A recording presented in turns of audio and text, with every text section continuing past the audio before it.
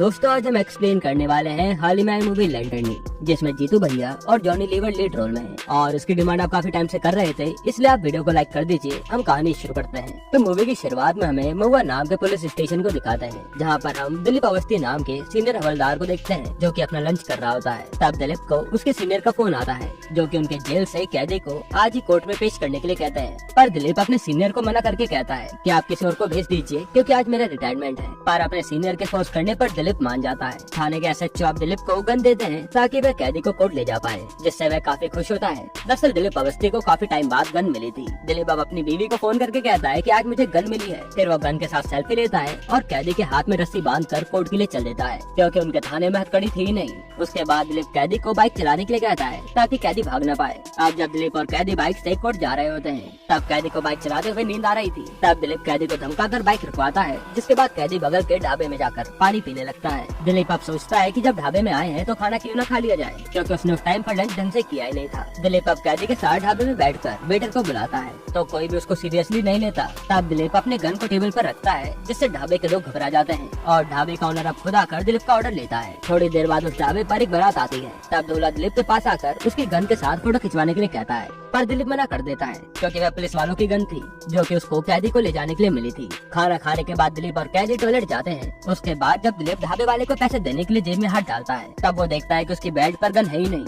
फिर दिलीप उसको अपने खाने की टेबल और आसपास की जगह ढूंढता है, पर उसको गन कहीं भी नहीं मिलती। कैदी अब दिलीप को बताता है कि उसकी गन दूल्हे के पास है जो कि गन के साथ सेल्फी ले रहा है। दिलीप अब दूल्हे के पास जाकर गन मांगता है तो दूल्हा डर के मारे जंगल में भागने लगता है। तब दिलीप कैदी के साथ दूल्हे का पीछा करता है, पर दूल्हा भागकर काफी आगे निकल जाता है और दिलीप काफी ज्यादा थक गया था तो वो कैदी से दूल्हे को पकड़ने के लिए कहता है और कैदी दूल्हे के पीछे भागता है। फिर दिलीप को याद आता है कि कैदी और उसकी बंदूक दोनों उसके हाथ से चले गए हैं। अगले सीन में हम देखते हैं कि दूल्हा एक कुएं के ऊपर खड़ा है जो उसमें कूदने की धमकी दे रहा है और कैदी दिलीप की बंदूक लेने में उसकी मदद कर रहा है, जिसका मतलब है कि कैदी एक अच्छा आदमी था जो कि गलती से जेल में आ गया था। दूल्हा अब कुएं में कूद जाता है। तब दिलीप और कैदी कुएं के पास जाकर दूल्हे से बंदूक ले लेते हैं, जिसके बाद दिलीप कैदी को अपने साथ कोर्ट ले जाता है। कोर्ट पहुंचकर हमें पता चलता है कि उस कैदी को धारा 377 के अंदर एक लड़के के साथ नग्न अवस्था में पकड़ा गया है। ऑपोजिशन लॉयर उस कैदी के ऊपर दूसरे लड़के के साथ जबरदस्ती करने का आरोप लगा रहा था। तब कैदी को लॉयर केस को अच्छे से संभाल कर कहता है कि उन दोनों लड़कों की पूरी कंसेंट थी। फिर लॉयर कैदी को अपने मुंह से सब सच बताने के लिए कहता है, पर कैदी कुछ भी नहीं बोलता। तब जज कैदी को बेशरम बोलकर कुछ बोलने के लिए कहते हैं,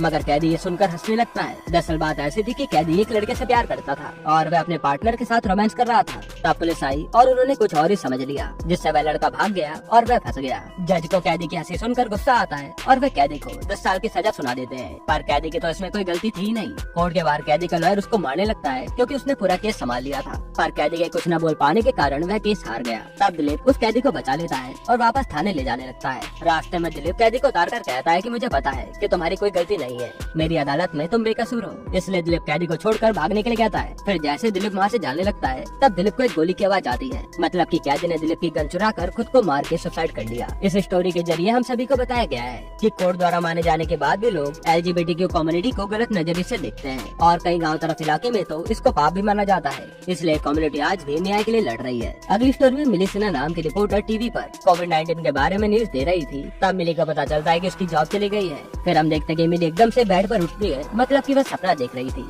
अगले सीन में हमें ई न्यूज चैनल के ऑफिस में एक मलय कुमार नाम के रिपोर्टर को दिखाते हैं जो कि अपने फोन से रिपोर्टिंग कर रहा होता है। उसके बाद हमें पता चलता है कि कोविड-19 को आकर 3 महीने हो गए हैं और ई न्यूज चैनल का काम बिल्कुल ही ठप पड़ा है क्योंकि उनके पास एक भी स्पॉन्सर नहीं है। यहाँ तक कि ऑफिस के एम्प्लॉय की सैलरी भी 3 महीने से नहीं गई है और ऑफिस के सारे employ part time snacks packing का काम कर रहे हैं ताकि वे उनके ऑफिस के बिजली का बिल भी भर सके। थोड़ी देर बाद चैनल के चीफ एडिटर पिनकई को उसके सर का फोन आता है कि उनको एक स्पॉन्सर मिला है जिससे उनके सारे एम्प्लॉय को सैलरी मिल जाएगी। फिर हम देखते हैं कि पिनकई और ऋषिरा जो कि मार्केटिंग हेड है, वे दोनों उनकी स्पॉन्सर से बात करते हैं। स्पॉन्सर चैनल वालों को एक वेबसाइट बनाकर उसको उनके चैनल पर चलाने के लिए कहता है, जिससे उस कंपनी के सारे कोविना सैनिटाइजर बिक जाए जो कि वह जल्दी लॉन्च करने वाले हैं। स्पॉन्सर की डिमांड ये थी कि वह उनके कोविना सैनिटाइजर को उनकी बेस्ट रिपोर्टर मिली सिन्हा से प्रेजेंट करवाएंगे। पिनकई अब अपनी पूरी टीम के साथ डिस्कस करता है कि वे साइड को कैसे करेंगे क्योंकि मिली सिन्हा को तो कोविड हुआ है और स्पॉन्सर ने शर्त रखी है कि कोविनास को सिर्फ मिली ही प्रेजेंट करेगी। पिनकई अब अपनी टीम को ऐड के बारे में स्क्रिप्टिंग और डायलॉग करने के लिए कहते हैं। तभी पिनकई को ऑफिस के रेंट वालों का फोन आता है जो कि पिनके को धमका कर कहते हैं कि उनको 3 महीने का रेंट तुरंत चाहिए, नहीं तो वे उसको और उसके ऑफिस को तोड़ देंगे। फिर हमें मिली सिन्हा को दिखाते हैं जो कि कोविड होने के कारण अपने किराए के घर में क्वारंटाइन हो रखी थी और उसके मकान मालिक गुप्ता जी उसको रेंट देने के लिए फोर्स कर रहे थे, पर मिली कहती है कि वे अपनी सैलरी आने के बाद तुरंत रेंट दे देगी। पिनके मिली को फोन करके स्पॉन्सर के बारे में बताता है और उसे ऐड करने के लिए कहता है, पर मिली पिनके को मना कर देती है क्योंकि उसको कोविड है और उसकी वजह से ऑफिस के सभी लोगों को कोविड हो जाएगा। पर पिनके मिली को ऐड करने के लिए मना ही लेते हैं ताकि वह स्पॉन्सर से पैसे कमा कर एम्प्लॉय को सैलरी और रेंट दे सके। उसके बाद ही चैनल के हेड पिनके सुबोध और ऋषिराज अब उनके ऐड की प्रेजेंटेशन स्पॉन्सर को देते हैं, पर स्पॉन्सर को पिनके की टीम का कॉन्सेप्ट ज्यादा पसंद नहीं आता और स्पॉन्सर कोविना सैनिटाइजर को अलग तरह से प्रेजेंट करने के लिए कहता है। पिनके की टीम अब स्पॉन्सर के अकॉर्डिंग ऐड तैयार कर लेती है। फिर पिनके अपने साथी के साथ मिली के घर जाता है जहाँ वह मिली के किराएदार को बड़ी चालाकी से मिली को ले जाने के लिए मना लेता है।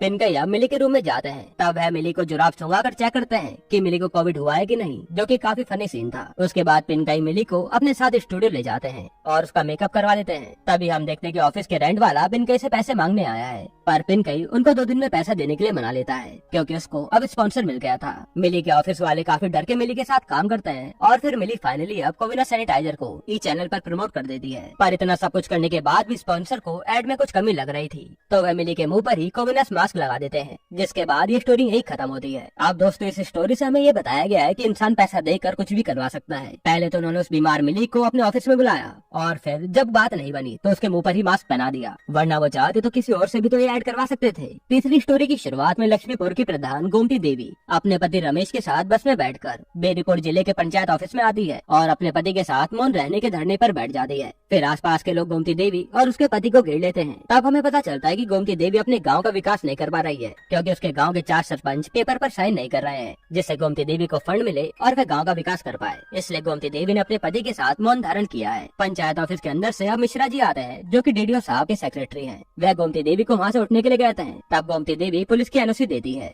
मतलब कि उनको धरने से कोई उठा नहीं सकता। उसके बाद मिश्रा जी आसपास की भीड़ को खाली करके चले जाते हैं। अब गोमती देवी और रमेश सरकार की काम न करने के ऊपर चुपचाप नाटक करने लग जाते हैं, जो कि पब्लिक वाली वीडियो बनाकर वायरल कर देते हैं। फिर हम देखते हैं कि मीडिया वाले अब गोमती देवी के आंदोलन को अपने चैनल पर कवर करने लगे हैं। इधर डीडीओ साहब गोमती देवी का वीडियो देखकर हंस रहे थे। तब मिश्रा जी आकर बताते हैं कि ये तो हमारे ऑफिस के बाहर का ही वीडियो है। तब डीडीओ साहब मिश्रा जी को गोमती देवी के धरने को खत्म करने के लिए कहते हैं। अब ऐसे ही करके कुछ दिन बीत जाते हैं। तब डीडीओ साहब को उनके सीनियर ऑफिसर फोन करके गोमती देवी के धरने को खत्म करने के लिए कहते हैं क्योंकि उससे उनके डिपार्टमेंट की बदनामी हो रही थी। मिश्रा जी अब गोमती देवी के पास आकर कहते हैं कि डीडीओ सर ने उनको बुलाया है ताकि वह आराम से बात कर पाए, पर गोमती देवी डीडीओ सर को बाहर आने के लिए कहती हैं, जिसके बाद मिश्रा जी वहाँ से चले जाते हैं। रात को अब गोमती देवी वहीं धरने की जगह पे खाना बनाती है, जिससे आसपास के दुकान वालों को काफी दिक्कत होती है। पर एक आदमी गोमती देवी के पास आकर सारे आदमियों को भगा देता है। फिर जब रमेश और गोमती देवी सो रहे थे तब कोई आदमी उनका सामान लेकर भागने लगता है, पर रमेश उसको पकड़कर अपना सामान बचा लेता है। अगले दिन कुछ आदमी आकर गोमती देवी के धरने की जगह पर पोस्टर लगा देते हैं, जो कि डीडीओ साहब ने करवाया था। पर अगले दिन गोमती देवी उस पोस्टर को उनके ऊपर लगा लेती है ताकि वह धूप से बच पाए। अब ऐसे दिन गुजरते रहते हैं और कोई कुछ भी नहीं करता। फिर एक दिन रमेश खाना खाते हुए एकदम से गिर जाता है। तब आसपास के सारे आदमी उसके पास आ जाते हैं। मिश्रा जी भी अब डीडीओ साहब के पास जाकर रमेश के गिरने के बारे में बताते हैं और जैसे डीडीओ साहब धरने वाली जगह पर पहुंचते हैं तब रमेश उठकर डीडीओ के नाम का पोस्टर पहनकर दोबारा लेट जाता है, मतलब कि रमेश नाटक कर रहा था। डीडीओ के सीनियर अब डीडीओ को जल्दी गोमती देवी के आंदोलन को खत्म करके उसकी मांगे पूरी करने के लिए कहते हैं। उसके बाद डीडीओ साहब गाँव जाकर सरपंच से मिलकर बात करते हैं, पर सारे सरपंच साइन करने के लिए मना कर देते हैं। अगले सीन में हम देखते हैं कि गोमती देवी और रमेश को पुलिस वाले पकड़ कर ले जाते हैं ताकि उनका धरना खत्म हो। फिर पुलिस वाले गोमती देवी और रमेश को पार्क में घुमाकर जंगल में छोड़ देते हैं। अब ऐसे करके धीरे धीरे टाइम बीतता रहता है और गोमती देवी धरने की जगह को अपना घर बना लेती है और ऐसे में 4 साल बीत जाते हैं पर कोई कुछ भी नहीं करता। फिर एक दिन गोमती देवी अपने पति रमेश के साथ पंचायत ऑफिस के अंदर जाती है, जहाँ गोमती दोबारा अपना पर्चा भरती है। इस कहानी से हमें पता चलता है कि सरकारी काम को करते हुए कितना टाइम बीत जाता है पर कोई भी उस काम की सुनवाई नहीं करता। और इसी के साथ ये पूरी मूवी यहीं पर खत्म होती है। दोस्तों इस पूरी मूवी में अलग अलग कहानियां बताकर हमें सोशल मैसेज दिया गया है। आपको ये मूवी कैसी लगी हमें कमेंट में जरूर बताइएगा और अगला एक्सप्लेनेशन आप कौन सी मूवी या वेब सीरीज पर देखना चाहते हैं वो भी कमेंट कर दीजिएगा।